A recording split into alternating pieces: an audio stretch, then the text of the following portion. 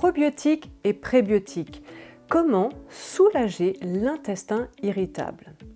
Bonjour, en cas de syndrome de l'intestin irritable, certains probiotiques peuvent être particulièrement efficaces pour réduire les symptômes, tels que les douleurs abdominales, les ballonnements, la diarrhée ou la constipation.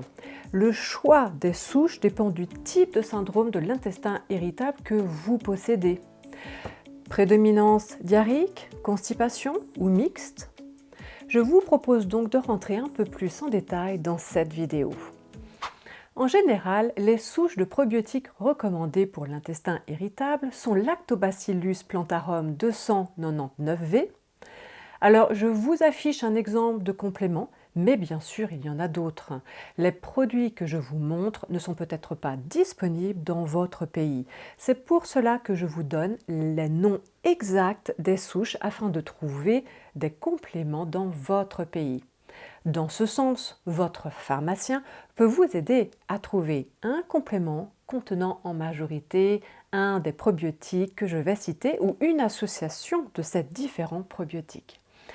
Cette souche, Lactobacillus plantarum, est bien documentée pour réduire les douleurs abdominales et les ballonnements en améliorant la barrière intestinale et en modulant l'inflammation locale.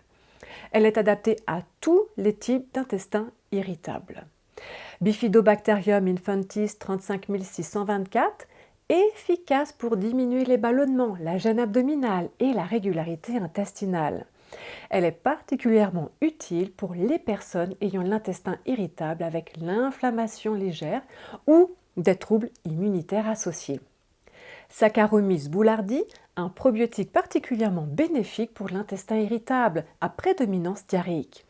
Il aide à restaurer la flore intestinale et à réduire la fréquence des diarrhées.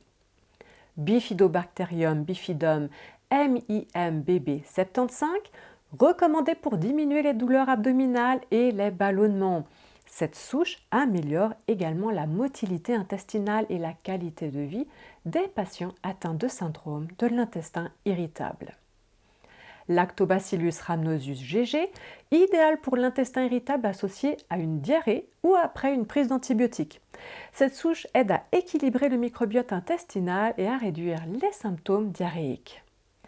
Les bacillus, en particulier coagulants, contrairement aux probiotiques classiques comme les lactobacilles ou les bifidobactéries, les bacillus forment des spores, ce qui leur permet de survivre à des conditions extrêmes, acidité gastrique, chaleur. Ils sont parfaits pour moduler la réponse immunitaire. Ils stimulent la production de cytokines anti-inflammatoires tout en réduisant les cytokines pro-inflammatoires. Vous pouvez aussi tester des multisouches spécifiques comme VSL3. Ce supplément contient plusieurs types de lactobacilles et bifidobactéries qui peuvent être efficaces pour les formes mixtes de syndrome de l'intestin irritable. Ils réduisent l'inflammation, rééquilibrent le microbiote et soulagent les symptômes variés. Pourquoi VSL3 ? En fait, ce code permet de relier ce mélange spécifique de probiotiques à une étude clinique démontrant ses bienfaits sur le syndrome de l'intestin irritable. Alors, récapitulatif. Syndrome de l'intestin irritable type D, diarrhéique, favorisé Saccharomyces boulardii, Lactobacillus rhamnosus GG ou Bifidobacterium infantis 35624. Type C, constipation, optez pour Bifidobacterium lactis, Lactobacillus plantarum, Bifidobacterium bifidum. Type M, mixte, utilisez des mélanges multisouches comme VSL3 ou des souches polyvalentes comme Lactobacillus plantarum. Et vous pouvez faire vos propres associations en testant est-ce que ça fonctionne pour vous ou pas dans la gestion de vos symptômes. Dans tous les cas, commencez par une intégration progressive. Chaque personne a un microbiote unique. Cela signifie que les réponses aux probiotiques, comme les prébiotiques dont nous allons parler après, peuvent varier d'une personne à l'autre. Il est donc essentiel d'introduire ces compléments progressivement et un à un pendant une période de 3 jours avant d'introduire un autre. de manière à identifier ce qui fonctionne pour vous ou pas.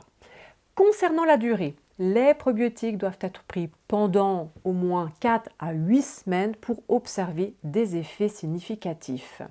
Pour le dosage, une concentration trop basse risque de ne pas être suffisante pour produire un effet bénéfique. Privilégiez une concentration entre 1 à 100 milliards.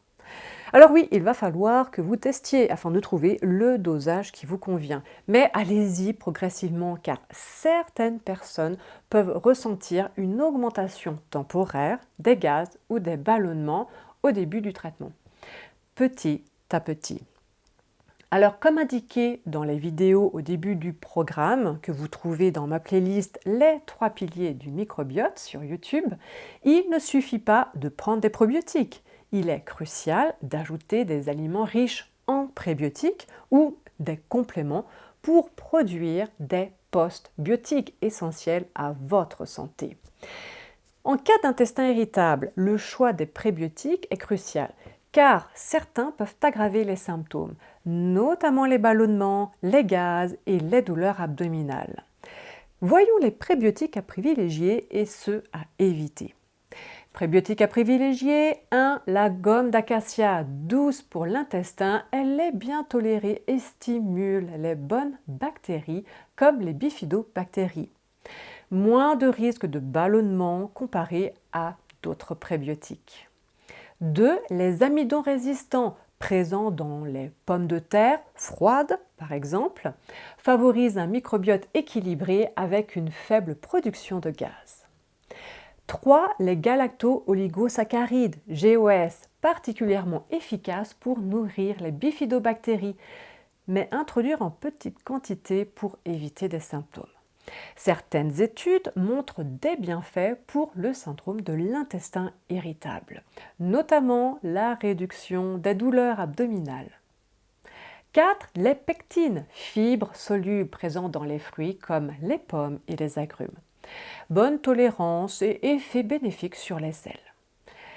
Prébiotiques à éviter ou limiter selon tolérance. 1. Les fructooligosaccharides, FOS et inuline. Très fermentescibles, ils provoquent souvent des ballonnements et des gaz en excès, présents dans les asperges, les artichauts, l'ail et les oignons. 2. Les polyols, sorbitol, mannitol, naturellement présents dans certains fruits, prunes, pois, ou ajoutés dans les aliments sans sucre. Très mal tolérés chez les personnes avec un syndrome de l'intestin irritable.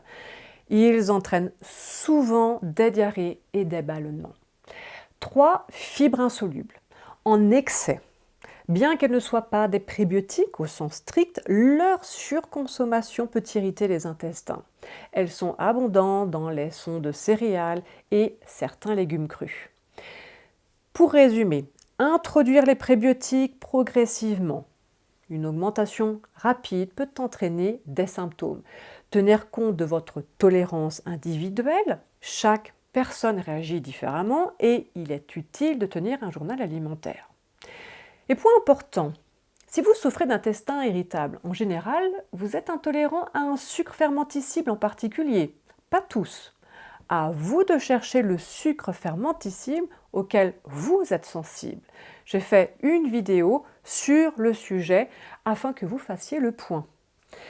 En combinant ces probiotiques et prébiotiques avec des modifications alimentaires, comme le régime FoodMap, et une bonne gestion du stress, il est possible d'améliorer considérablement les symptômes du syndrome de l'intestin irritable.